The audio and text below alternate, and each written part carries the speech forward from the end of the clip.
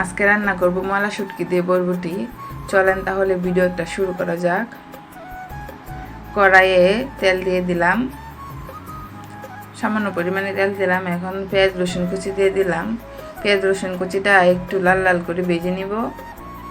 এখন বরবটি দিয়ে দিলাম। বরবটিটা একটু নেড়ে ছেড়ে তেলে ভেজে নিব।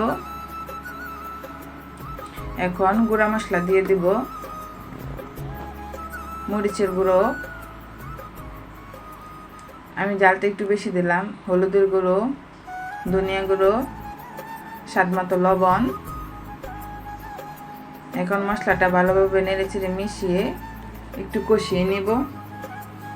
তরকারিটা যত কষানো হয় তরকারির টেস্টটা তত বাড়ে। এখন মলা শুটকি দিয়ে দিব। এই শুটকিগুলো আমি নিজে হাতে বাসায় তৈরি করেছি। শুটকিগুলো দিয়ে এখন ভালোভাবে নেড়ে ছেড়ে কষিয়ে নেব। তো কষানো হয়ে গেছে। এখন আমি অল্প পরিমাণে পানি দিয়ে দেব, কাঁচামরিচ দিয়ে দিলাম। এখন ডেকে 5 মিনিট রান্না করে নেব। ঢাকনা উঠিয়ে এখন একটু নেড়ে ছেড়ে দিব। পানি বেশি পরিমাণে দেই নাই, এই তরকারিটা যত শুকনো রান্না করা যায় ততই ভালো লাগে।